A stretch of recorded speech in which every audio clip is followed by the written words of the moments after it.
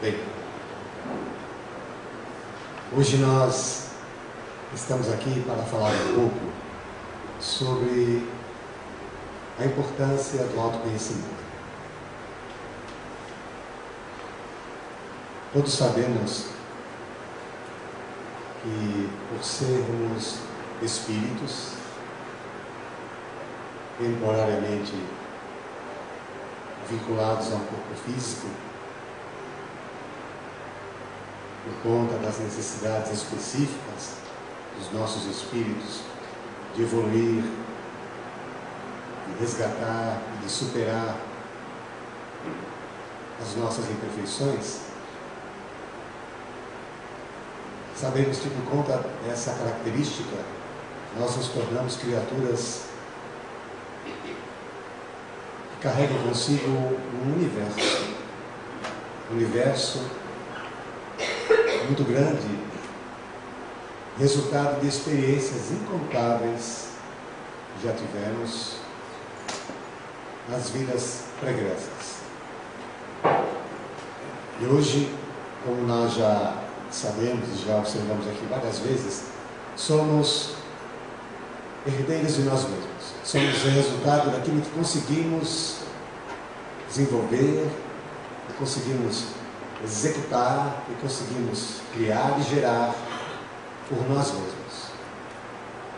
E é bastante razoável que seja assim e que não seja de outra forma, porque senão há de descaracterizar uma sabedoria maior que nos gerou, que nos projetou neste universo infinito, hoje temporariamente no planeta Terra, a fim de que nós pudéssemos progredir, prosperar às custas dos nossos próprios esforços, dos nossos méritos pessoais, dos nossos erros e dos nossos acertos, sem privilégios algum a quem quer que seja. É muito coerente que seja dessa forma, e não diferente, a despeito de muitas pessoas acreditarem que não seja assim.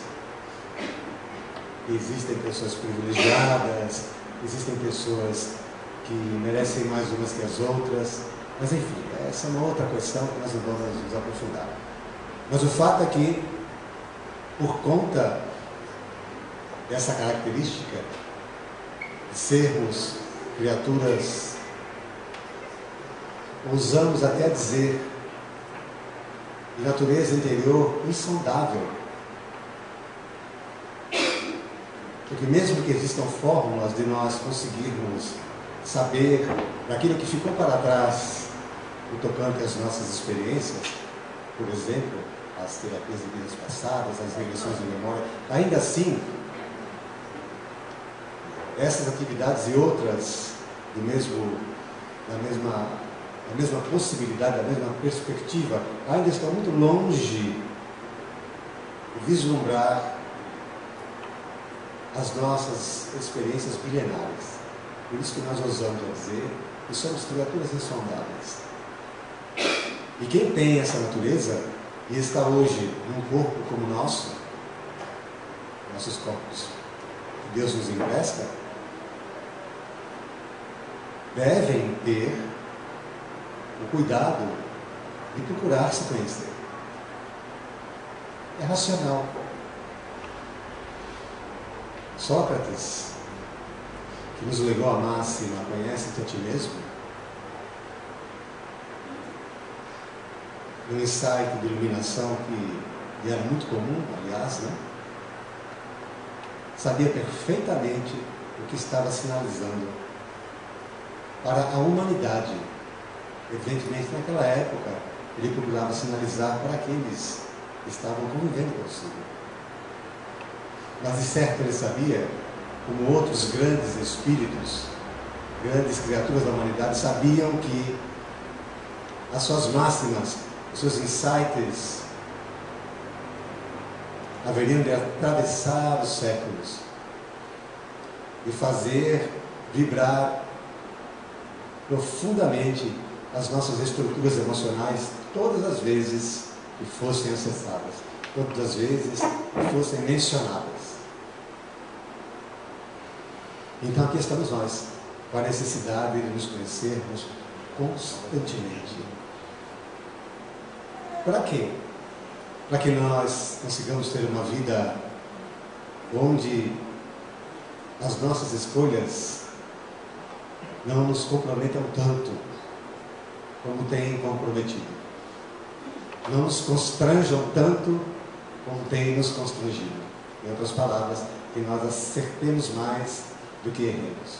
Não dá para passar a vida toda com acertos, mas dá para pelo menos tentar equilibrar de uma forma que a gente fique bem, que nós consigamos estabelecer um ritmo confortável de se viver, o que não é o caso da grande maioria de nós. Não é, perdoe-nos a franqueza, e nós evidentemente nos incluímos. A gente vive muitas vezes aos turbilhões, não? Principalmente na esfera emocional. Então nós pedimos licença para ler um texto que elegemos para ilustrar a proposta dessa noite, de nós falarmos um pouquinho sobre o autoconhecimento. E o texto se chama Conhecendo-se. É um texto pequeno.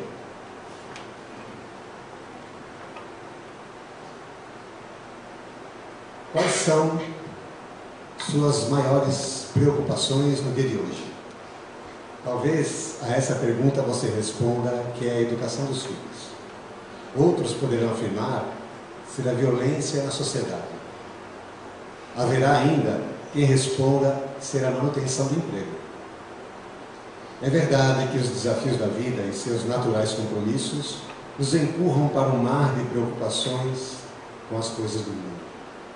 Nenhuma dessas preocupações se mostram fúteis ou não deveriam demandar nosso tempo e energia. As responsabilidades da vida são impositivos que nos propelem ao progresso, ao aprendizado e a novas conquistas intelectuais e morais.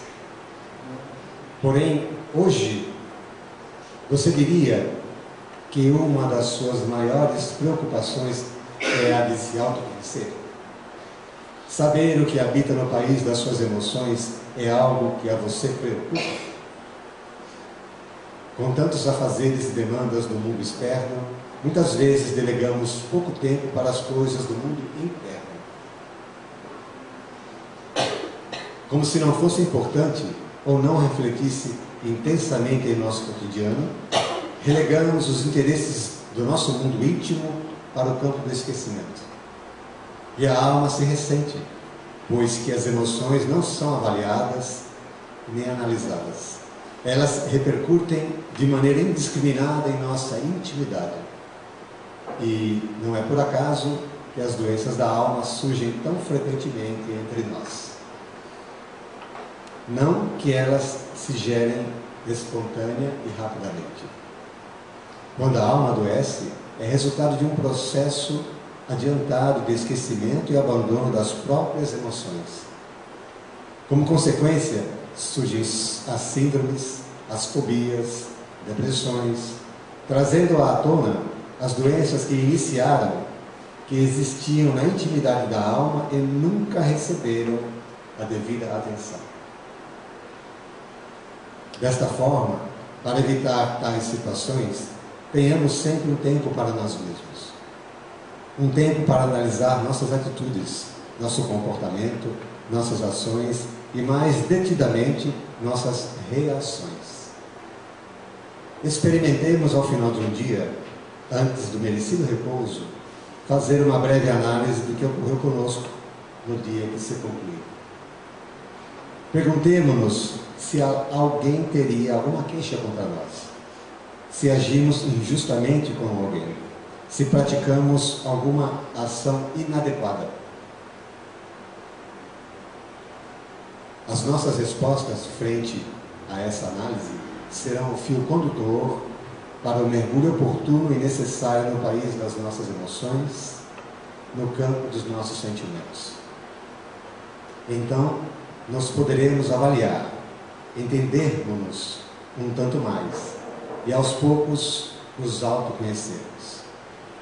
O passo seguinte será o esforço do corrigir, do não repetir o erro, de não tombar nas mesmas dificuldades emocionais. Esta será a melhor maneira de cuidarmos do nosso mundo íntimo, evitando episódios mais graves e intensos.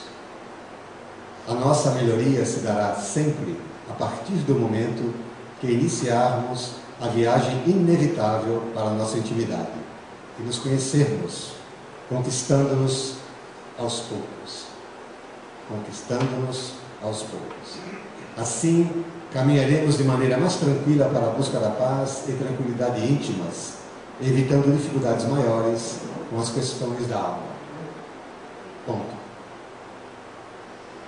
Uma mensagem escrita em 2 de dezembro de 2010.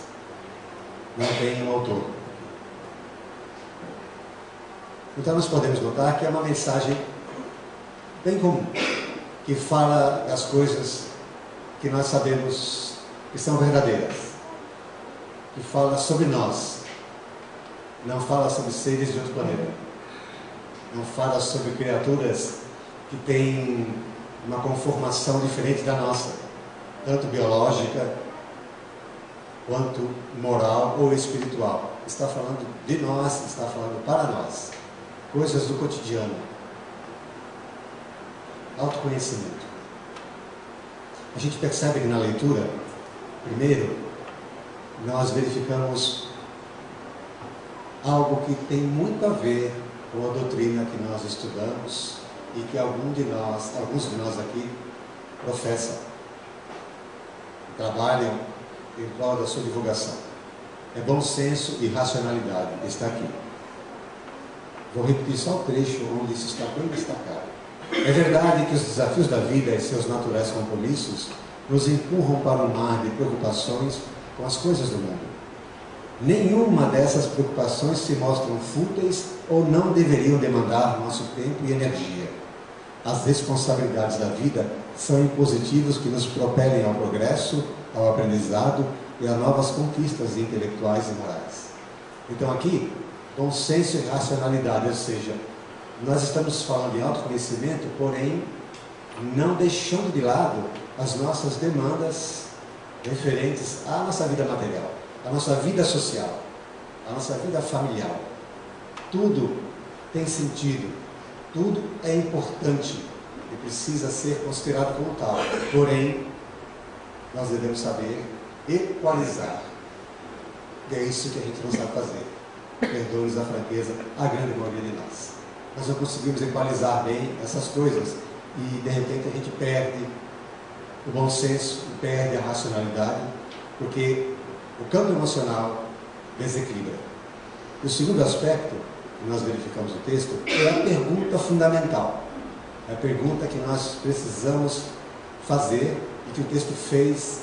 Eu tenho certeza que quando li, todos responderam, não para mim, é claro, mas todos responderam de per si. Porém, hoje, você diria que uma das suas maiores preocupações é a de se autoconhecer?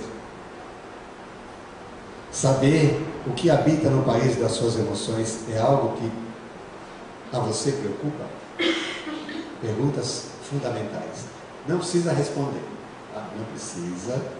Eu sei que todos aqui se preocupam com o autoconhecimento, né?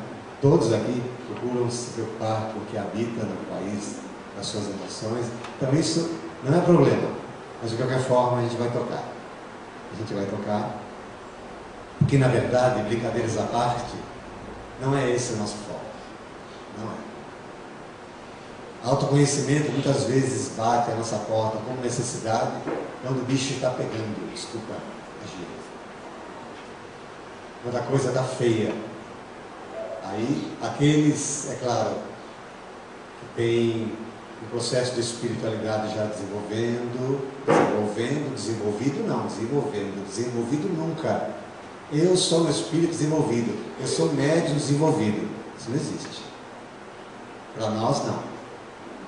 Nós estamos sempre em processo. A palavra, o verbo vai ficar no gerúndio. Tá? É sempre desenvolvendo, é sempre fazendo alguma coisa, é sempre aprendendo. Só começou, não tem fim. Se alguém porventura acredita que pode se rotular como uma pessoa desenvolvida, evoluída, resolvida, que assim seja. Boa sorte, seja feliz. Mas no nosso caso, não. Nós estamos desenvolvendo, nós estamos evoluindo, nós estamos aprendendo. Então aqui, quando a coisa pega, e a gente, porventura, está no caminho, nesse processo de desenvolvimento das nossas faculdades interiores, alguns vão procurar saber, deixa eu ver o que está acontecendo, porque às vezes o problema pode ser meu. Agora, aqueles que estão aqui conscientes vão falar, não, o problema é meu, eu preciso saber o que está acontecendo. É diferente. A coisa está ruim porque, de alguma forma, eu não estou sabendo conduzir. Vejam, quando nós falamos desta maneira, nós estamos, evidentemente, abrangendo situações que estejam envolvendo a nossa realidade interior, os nossos conflitos internos, os nossos problemas, enfim. Não coisas que a gente percebe que são muitas vezes fatalidades que não têm a ver com o nosso comportamento daquele momento, mas de alguma forma estão relacionadas. Né? São coisas distintas. Aqui nós estamos falando de autoconhecimento, nós estamos falando de coisas da alma, porque o texto fala de doenças da alma. A alma adoece. Doenças da alma. Vamos raciocinar juntos, olha só que legal. O corpo adoece, a alma adoece.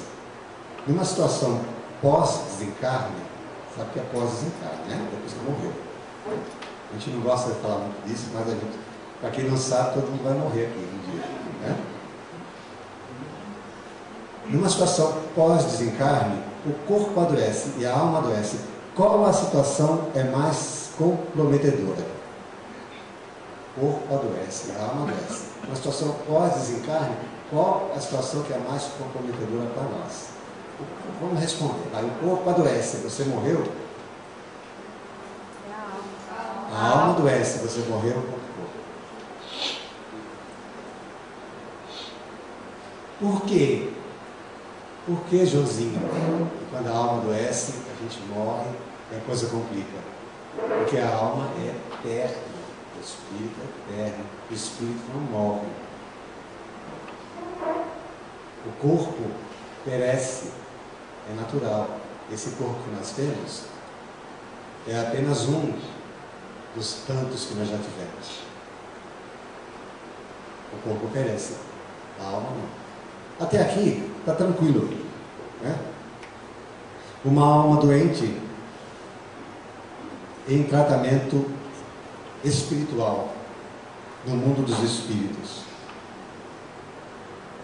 Uma alma doente, um espírito doente em tratamento espiritual no mundo dos espíritos, com o status de sentimentos desequilibrados. Porque se a alma está doente no mundo dos espíritos, ela só está doente por causa de um motivo: porque os seus sentimentos estão desalinhados.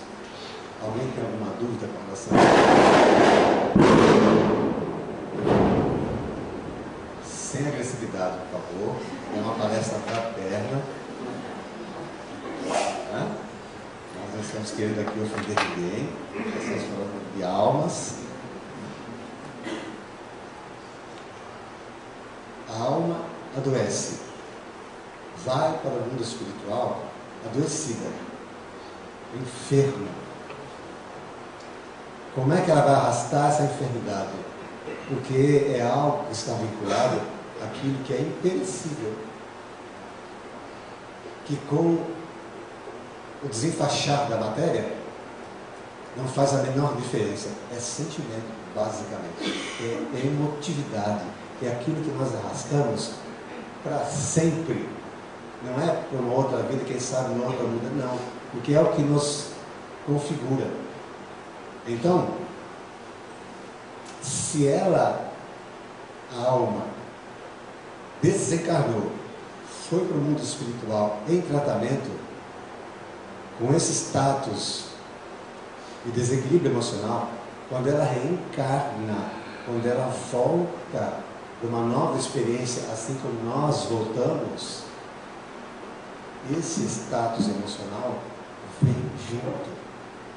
Ele não é dissipado. Em outras palavras, quando a gente desencarna, quando a gente morre, a gente não se transforma. A gente não vira anjo. Ninguém, salvo aqueles que já estão deixando o corpo na condição angélica. São raros, mas existem aqui na Terra. Não na condição angélica de anjos nas faixas espirituais superiores, porque nem estariam vivendo aqui. Nós estamos falando de forma figurada. Francisco Cândido Xavier deixou o corpo sem problemas. Na condição em que se encontrava, no seu estágio evolutivo em que se encontrava, quando ele chegou no mundo espiritual, foi só alçar voos, no sentido figurado, para coisas maiores e melhores, diferentemente de nós. Então, quando a gente volta, como nós voltamos, muito do que nós passamos hoje, estamos passando, relativo aos nossos sentimentos, aos conflitos que temos no nosso campo íntimo, na nossa vida íntima, no nosso universo interior, muito disso é status emocional adquirido, que nós fomos e voltamos, mas não se alterou, porque não se altera. Por que não se altera, João? Porque quem tem que alterar somos nós. E a proposta que nós estamos sugerindo hoje para fazer esse trabalho é o autoconhecimento. Porque você só se conhecendo em plenitude, você vai ver o que está certo e errado dentro de você, mesmo que exista essa realidade insondável. Ela pode ser insondável, mas você vai dar trato ao que está vivendo. A tua encarnação é agora. O teu corpo espiritual está forjado para viver esse momento. Então, a tua memória pelo espiritual, tudo aquilo que nós ouvimos nas palestras anteriores, Luiz Gonzaga Pinheiro falando pelo espírito, por exemplo, aquele arcabouço de memória que a gente traz, é para viver essa experiência nessa vida. É para que nós consigamos transcender e agregar novos valores e nos tornarmos criaturas melhores do que somos. Então, nós demos ênfase a essa questão de não haver essa possibilidade de mudar o status emocional, porque nós tivemos com o Flávio Brown na semana passada, na segunda-feira, a oportunidade de verificar através de ilustrações o processo do desencarne e da reencarnação de Segismundo, lembram? Que ele passou aqui. E nós pudemos verificar o trabalho que os instrutores do mundo espiritual tiveram, foi mostrado com riqueza de detalhes, a condensação do perispírito de Segismundo, o trabalho todo, aquela coisa que nós sequer conseguimos conceber direito como é que funciona, que é a energia superior, aquela preparação para preparar Segismundo para voltar a um lar, né, onde ele seria recebido numa situação que para ele era muito difícil, que havia lá um algoz, alguém que estava em não conformidade com os seus sentimentos. O que nós estamos querendo dizer é que ele partiu nessa condição, ele foi para o mundo espiritual, ele foi atendido, ele foi preparado para voltar. Os instrutores espirituais mexeram em tudo com uma tecnologia que nós sequer concebemos que existe, prepararam para ele voltar, mas não puderam, e não, obviamente, não foi possível, porque isso é livre-arbítrio, alterar e desconfigurar o seu status emocional. Ele voltou com o mesmo sentimento que tinha para corrigir aqui, em loco, na Terra. Está dando para entender? Tá? Os espíritos superiores zelam por nós, cuidam, ajudam a nos fazermos, a nós fazermos um planejamento reencarnatório excelente, mas o que é teu sentimento é teu sentimento, ninguém mexe, ninguém muda.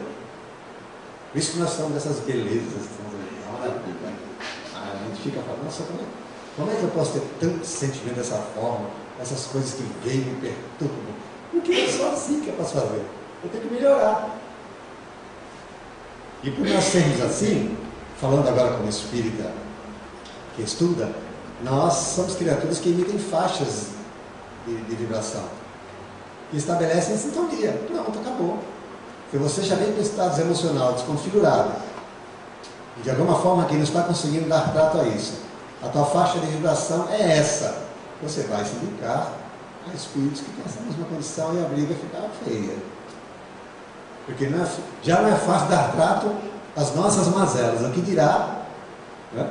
Elas de alguma forma sendo alimentadas por aqueles que possam ser nossos desafetos. Se não forem desafetos, são zombeteiros. Se não forem zombeteiros, são brincalhões. Basta estudar o livro dos Espíritos, nós vamos ver lá Kardec falando na classificação dos Espíritos e o fato de eles fazerem parte da nossa vida de uma forma muito intensa. Mais um motivo para nós trabalharmos o autoconhecimento, a autoconsciência, e assim estarmos cientes daquilo que estamos desenvolvendo. Agora, nós não poderíamos deixar de falar desse assunto sem dar uma passada de olhos, e nós já demos, vamos ver aqui evidentemente. Para quem é espírita, isso é realmente algo emocionante, né? De falar das questões 919 e 919A do Livro dos Espíritos, onde nós pegamos Santo Agostinho falando do conhece-te a ti mesmo. Porque está aqui, me permitam. Questão 919.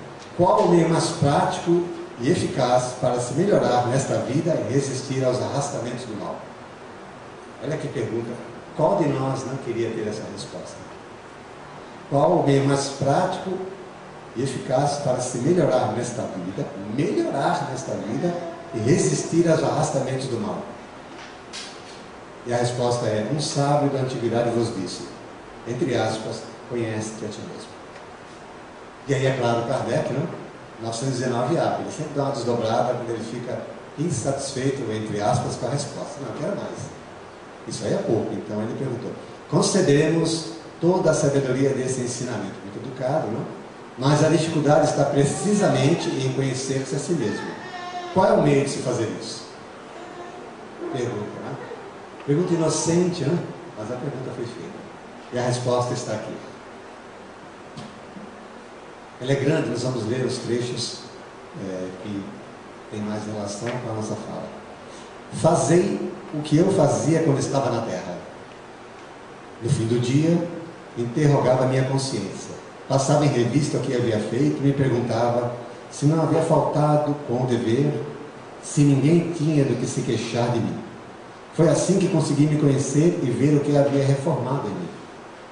Aquele que, a cada noite, se lembrasse de todas as suas ações do dia e se perguntasse o que fez de bom ou de mal, orando a Deus e ao seu anjo de guarda para esclarecê-lo, adquiriria uma grande força para se aperfeiçoar, porque acreditar em mim, Deus o assistiria.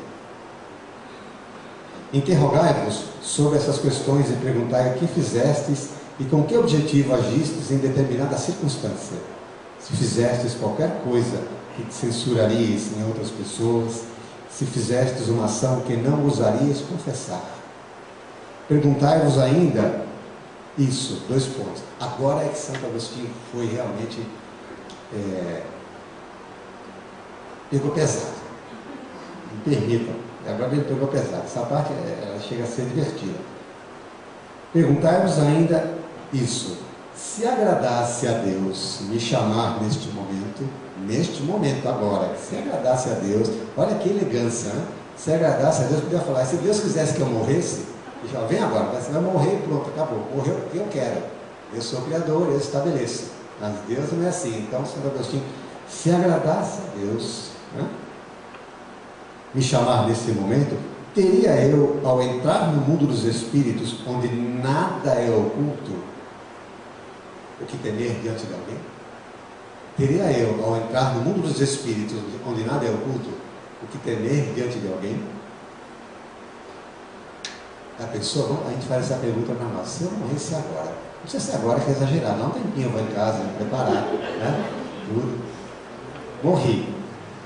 Teria eu, ao chegar no mundo dos espíritos, onde nada é oculto, o que temer diante de alguém? Entrar no mundo dos espíritos de cabeça erguida, não afrontando quem quer que seja, mas de cabeça erguida, com consciência tranquila. A gente pode até entrar, obviamente com os pés na lama. A gente vai entrando, O andar no umbral é fácil, não, aquele charco, aquela coisa toda, e a gente vai e pensa que está, né? Pensa que está com a bola toda. E de repente acorda e fala, opa, o que está acontecendo? Eu pensei que, pois é, mas se enganou. Isso é o que acontece com a maioria de nós, né? Examinai, continuando, examinai o que podeis ter feito contra Deus, depois contra o vosso próximo, e por fim contra vós mesmos. Contra vós mesmos. As respostas serão um repouso para a vossa consciência, ou a indicação de um mal que é preciso cuidar. Olha a perspicácia de Santo Agostinho. Divaldo Franco fala, em palestra que já ouvimos, que essa resposta de Santo Agostinho, ele considera como um tratado psicológico. Tal a profundidade da resposta, né? E aqui mais um trechinho. O conhecimento de si mesmo é, portanto, a chave do melhoramento individual. Mas direis, como proceder a esse julgamento? Não se tem a ilusão do amor próprio que ameniza as faltas e as desculpa? Olha que coisa bem sacada. Não se tem a ilusão do amor próprio que ameniza as faltas e as desculpa? O avaro acredita ser simplesmente econômico e previdente. Avarento. Não, eu sou avarento, eu sou econômico, sou previdente. O orgulhoso acredita somente ter dignidade. Olha que isso é psicologia, gente. O orgulhoso acredita somente ter dignidade. Isso não deixa de ser verdade, mas tendes um meio de controle que não vos pode enganar. Quando estiverdes indecisos sobre o valor de uma de vossas ações, perguntai-vos como a qualificarias se fosse feita por outra pessoa. Eu estou em dúvida se o que eu estou fazendo é legal, se é bom, então deixa eu olhar para o meu irmão, acho que ele que está fazendo. Não ficou bem nele não, né? Então se não ficou bem nele, não ficou em mim. É ele que vai fazer isso. Gostei, então se deu certo nele, está certo em você. Olha que coisa simples. Tá? A gente faz isso, nem sombra. Não faz não, eu pelo menos não faço. Não sei quanto a vocês, agora vou ser sincero. Eu procuro ter cuidado, mas não é esse o critério, né? Porque a gente acha que pode, a gente acha que sabe, a gente acha que é capaz, e tem maturidade, tem um monte de coisas assim que já nos qualificariam para se safar desses problemas, né? Ainda bem que a gente tem, imagina se não tivesse, ainda bem que nós temos, né? Imagina se nós não tivéssemos. Mais um trechinho. Quando estiverdes... Não, isso aqui já foi. Se a censurasseis nos outros, essa atitude, não poderá ser mais legítimo em vós, porque Deus não tem duas medidas para a justiça. Finalizando aquilo que nós exemplificamos aqui. Procurai assim saber o que os outros pensam, e não negligencieis a opinião dos opositores, porque estes não têm nenhum interesse em dissimular a verdade. E muitas vezes Deus nos coloca no vosso lado como um espelho para vos advertir com mais franqueza do que faria um amigo. É aquilo que o Genivaldo na sexta-feira falou para nós, né? Quando ele falou amar a Deus sobre todas as coisas e ao próximo como a si mesmo, mas tem próximo. Queria que ele ficasse tão próximo assim, né? É isso aqui. Essa questão do próximo que a gente queria longe, de repente, é o que a gente poderia chamar de inimigo, né? Entre aspas, vamos colocar entre aspas, né? E se a gente fizer uma leitura correta do envolvimento com ele, pode perceber que talvez aquela pessoa, quando fala sobre você, quando fala de você, de alguma forma está conseguindo te ajudar. Você vê coisas que você não está vendo. Quando um amigo normalmente comenta de você, Joãozinho, cara, olha, você viu tanta luz, eu falo, nossa Senhora, você está obsediado dos pés da cabeça, né? E eu penso quando eu falo também, né? Nossa, meu irmão, demais, né? Sabe, a gente fica, né? Você tem que colocar uma âncora e amarrar para o teu ego não ir embora, né? Senão ele vai. Né? Isso aí é tranquilo de dar trato. Tranquilo. Reconhecimento, as pessoas não façam por mal. Mas e quando aquele que olha para você e fala, pô, cara, eu vi a tua palestra lá, achei que você estava equivocado. Pronto. É como a que você estava falando aqui.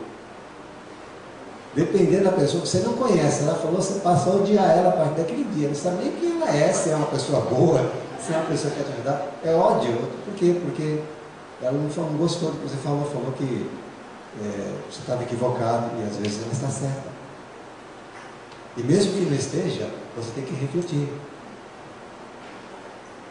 São circunstâncias, né, que nos ajudam a crescer.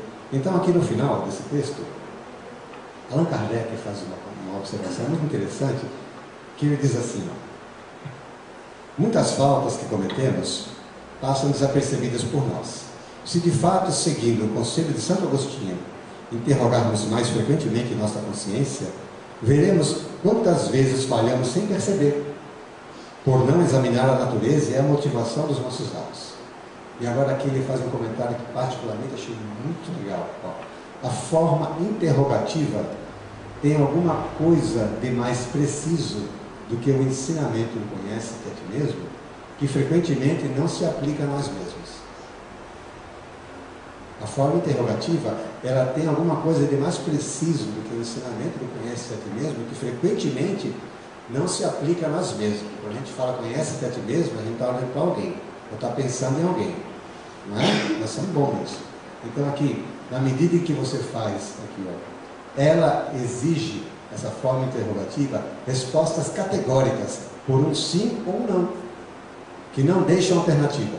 São igualmente argumentos pessoais e pela soma das respostas pode-se calcular a soma do bem e do mal que está em nós. Então Kardec observa que Santo Agostinho foi muito feliz na proposta de fazer, de nos pedir fazer esse trabalho de auto-interrogatório, né? A fim de que nós consigamos realmente tirar alguns véus, né, que estão sobre nós, que estão nos enganando, que estão nos iludindo, que estão abafando aquilo que nós estamos vivenciando naquele momento e que poderiam, evidentemente dissipados, nos ajudar a enxergar melhor as situações que nós estamos passando, as situações difíceis. Muitos de nós temos problemas difíceis e às vezes fazer esse trabalho, esse mergulho interior, no nosso universo interior, nós podemos conseguir encontrar a grande maioria das respostas, se não as soluções, né, para esses problemas. Mas é um trabalho que exige de nós muita sensibilidade. É por isso que nós nos propomos a falar isso hoje. E fazendo agora uma retrospectiva ao que estávamos dizendo no começo.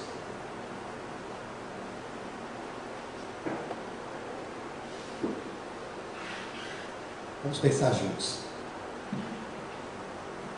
A vida não cessa para o espírito imortal.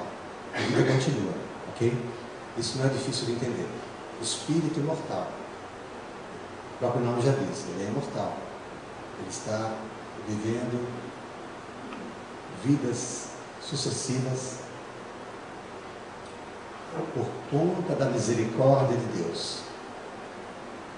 A gente não precisa nem se aprofundar muito para querer justificar esse fato, porque não tem lógica, não tem coerência, não tem menor sentido e é injustificável perante uma sabedoria maior um ser, uma criatura como nós, ser criado para viver uma existência de 60, 70 anos, 80 anos. Vamos ser bem otimistas, 100, 100 e poucos anos, e quando morrer, desaparecer.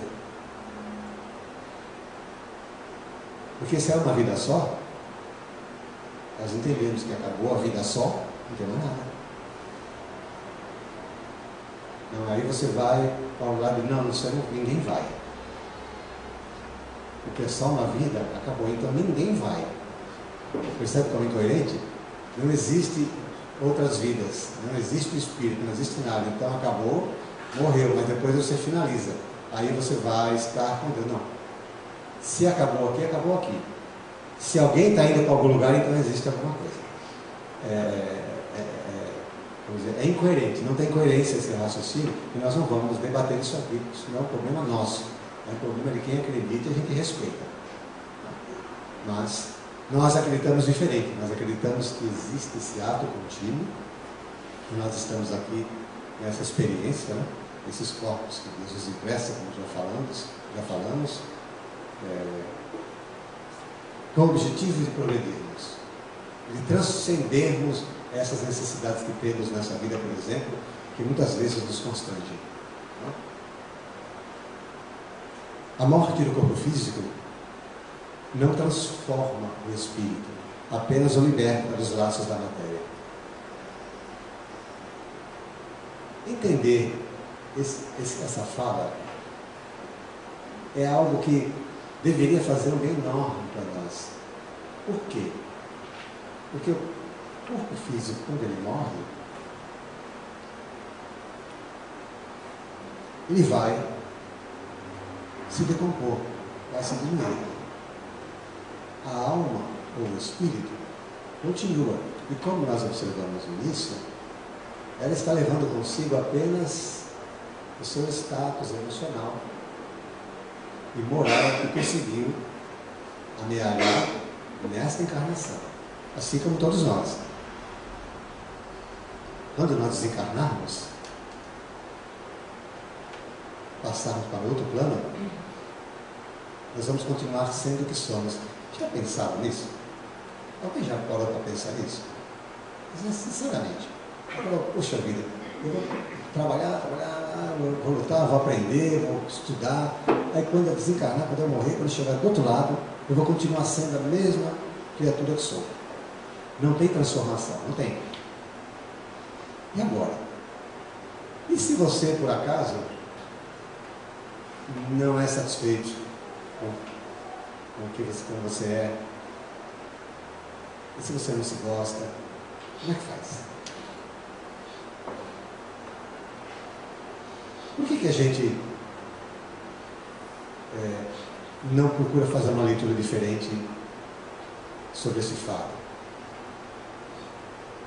Apesar dele ser comum, mas dá a devida importância a ele. Quando eu deixar esse corpo um dia, quando eu passar por muito espiritual, seja lá onde for que meu espírito acordar, eu vou continuar sendo o mesmo. Não é tendo o mesmo, é sendo o mesmo. Eu não vou ter nada do outro lado, a não ser aquilo que eu consegui levar na minha alma. Não precisa detalhar isso, porque a gente sabe que o material fica. Aceitar isso é outra coisa. Aqueles que aceitam se desprendem mais fácil, os que não ficam aqui. Desencarnam e ficam aqui, com as suas coisas, com os seus carros, com as suas casas, com as suas vidas, com os seus amantes, com os seus amantes, com os prazeres da carne, dos vícios, ficam por aqui. Por um bom tempo ainda. De vez em quando a gente tromba com um com o outro, meio perturbado, e fala, nossa Senhora, que energia ruim. Eles estão por aqui. Lembra que nós falamos no início? De conformidade com o teu status emocional de agora, você está criando sintonia. E isso é muito sério. Isso não é de longe uma brincadeira. Isso é seríssimo. Muitas pessoas estão internadas em sanatórios hoje por causa de não entender esse fenômeno. Como loucas. Não estão loucas. Então não. É a faixa da sintonia que está totalmente... É como se você pegasse o teu rádio e jogasse lá no canto ali. Ó. O dial não sai de lá. O que tiver ali, meu amigo, é o que vai ser. Não interessa se é música boa, se é porcaria, não interessa. Vai ser ali sempre. Você não muda. E nós estamos aqui para modificar. Nós estamos aqui para fazer a diferença por nós. E só aqueles que entenderam e que fizeram a diferença é que conseguiram legar alguma coisa para a humanidade. E nós já batemos um papo sobre isso aqui, lembra?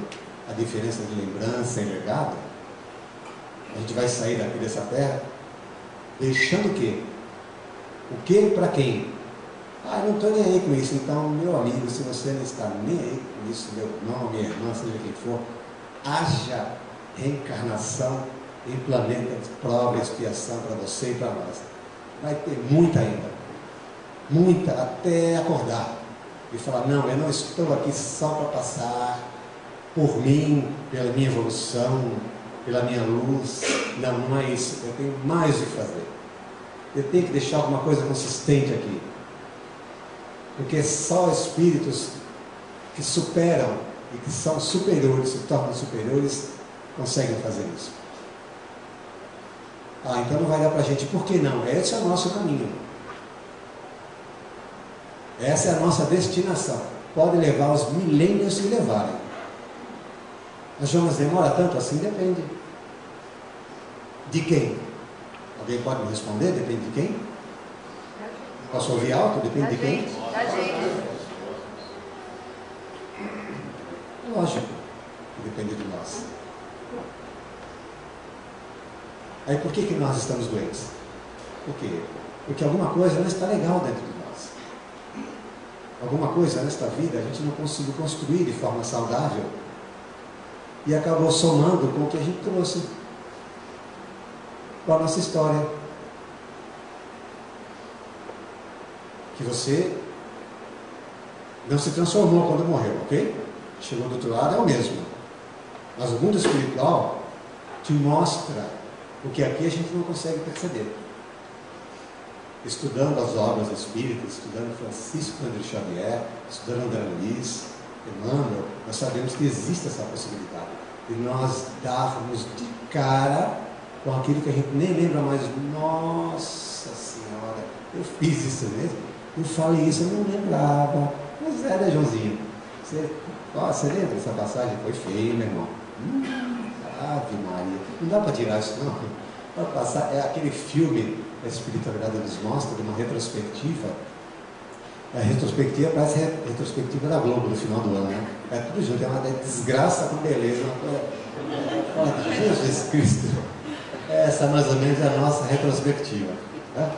Ele fala, meu Deus do céu, sabe que não dá para fazer uma seleção? Não dá, meu irmão. Tu tem que dar conta disso aí. Ó. Aqui você acertou um monte de vezes, mas em compensação aqui, e acertou aqui pro lixo. E deu uma despencada, né? Aquelas coisas que a gente nem lembra mais. A espiritualidade nos mostra e nos alerta. Dá para corrigir. Você vai replanejar a próxima existência de uma forma em que, quando voltar, repetimos, o teu status moral e emocional vai contigo, mas você vai esquecer. O Haroldo estava falando disso aí. Você vai esquecer, que é importante esquecer, nos vai levar consigo alguns valores que não se esquecem. São seus, que você precisa carregá-los, porque já está configurado como espírito milenário. É o que nós somos agora. É o que nós estamos vivendo. Criaturas que se lembram em parte daquilo que são, daquilo que foram, mas não conseguem lembrar de tudo. A gente fica meio assim, e a vida vai passando muito rápido, e quando a gente menos espera, acabou. Acabou mesmo esta vida. Às vezes não dá tempo nem de entender as demandas de Santo Agostinho, nem de fazer um auto-interrogatório. Não dá, porque já passou. Então o que a gente faz para evitar que isso aconteça e nós nos arrependamos? A gente vai começar a olhar para dentro com mais carinho, prestar mais atenção no nosso entorno e perceber que quanto mais pesada for a nossa caminhada,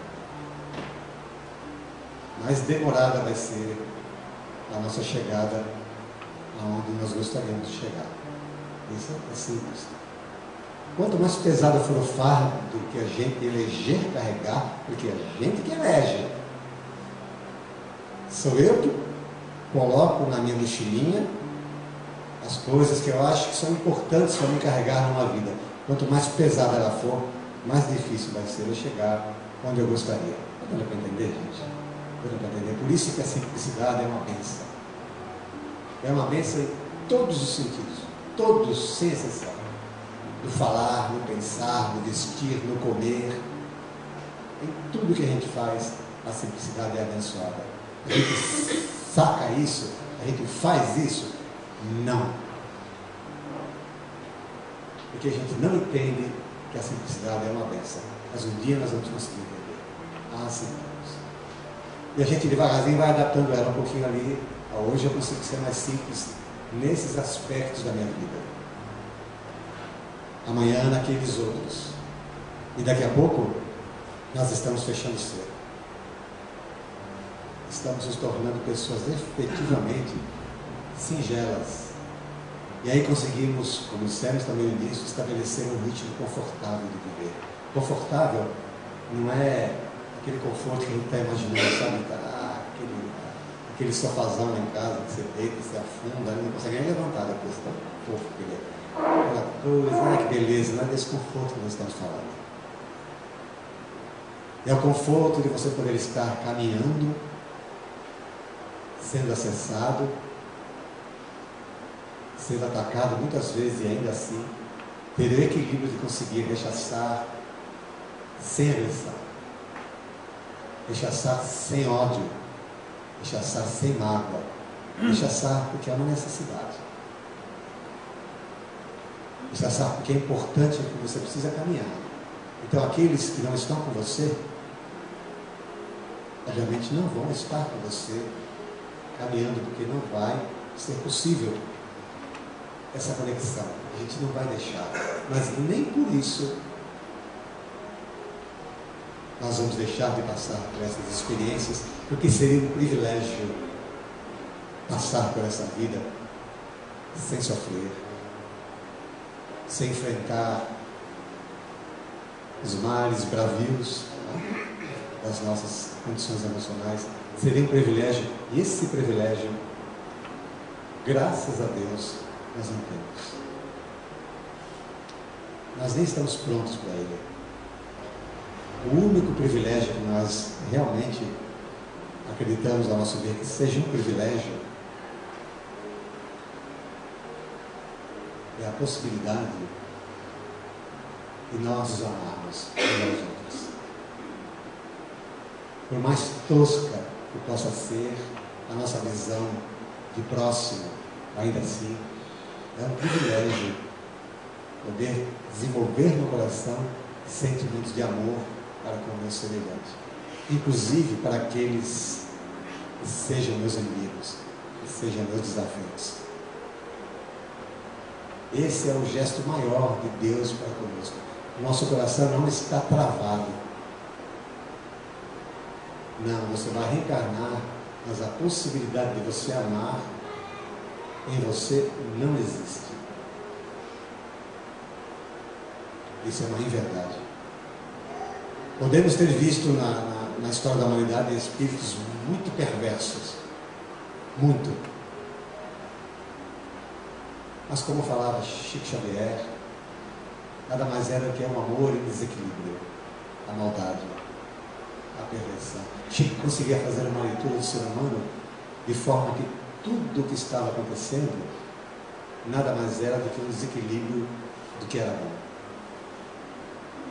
Então, se nós conseguirmos entender isso, nós vamos perceber que é necessário nos conhecermos mais. A gente sabe tão pouco de nós. Não é, eu queria saber quem eu fui na outra vida, rei, rainha, Deus, alguma coisa do gênero. Acho que eu fui maravilhoso. Será que eu fui lindo? Quem eu fui? Fui milionário, fui pobretão, fui padre. Não é isso que nós estamos falando. É o conhecimento de agora. Quem eu sou agora. Eu estou João Roberto, mas eu quero saber quem eu sou. Eu preciso saber mais de mim. Porque aí eu vou estar seguro. Eu vou poder falar com os meus irmãos fundamentado em verdades que são inerentes a todos.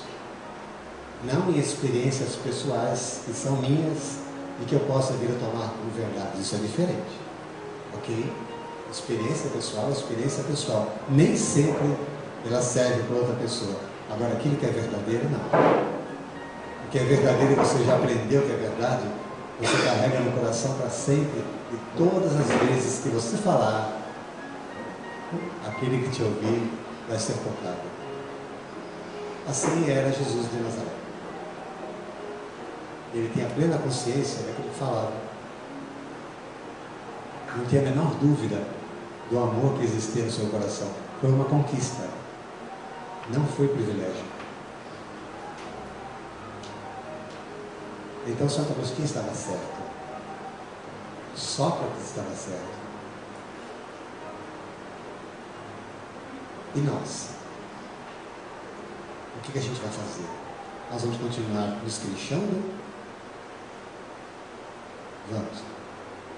João, a gente vai continuar nos queixando. Não interessa, você falou, está bonitinho, está filmado, porque nós estamos sair daqui, eu vou meter a boca no trombone, porque não aguenta a minha vida, é uma desgraça, tudo ruim. Ah, meu Deus do céu. Tá bom. A gente sabe disso. E nós que estamos aqui também, não vamos sair daqui transformados, absolutamente.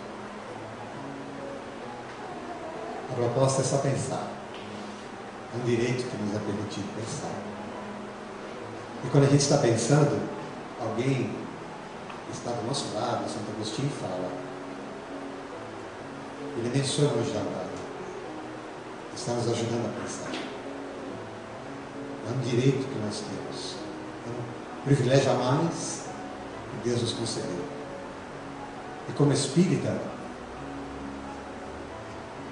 lembrando da perspectiva de pensar a esse nível com fé raciocinada, nós estamos realmente numa condição diferenciada. Me perdoem agora falar, puxando a sardinha para o nosso lado. Nós estamos sim. Então precisamos pegar essas ferramentas e trabalhar com elas de forma inteligente. Porque o tempo passa rápido, ele já passou a Páscoa, comeram muitos ovos de Páscoa, chocolates, né? Ninguém comeu, que mentira. Nossa, eu comi bastante. Recebemos doações, é uma época bonita, né? Fala de Jesus, mas na verdade para nós acaba sendo um feriado. Por quê? O que está faltando? Qual é a sensibilidade que nós perdemos? Ou qual é o sentimento que nós não estamos conseguindo trabalhar? Para entender que certas coisas acontecem na nossa vida, para que a gente possa dar um salto. Conhece-te a ti mesmo. Questões 919 e 919A do Livro dos Espíritos, o texto que nós lemos, morrendo aqui, chegando do outro lado, não mudou nada. Não esqueçam disso, meus irmãos. A vida continua forte, plena, excetuando-se as nossas dívidas bancárias, os cartões de crédito e as coisas mais que se ficam, né? Pelo menos disso eu estou livre. O resto vai andar com muita força. Então não esqueçamos, nós voltamos e estamos vivendo o que estamos vivendo hoje, porque é esse o processo. A gente foi, voltou e trouxe o que é.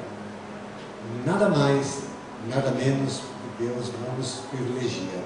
Porém, o seu amor é incondicional.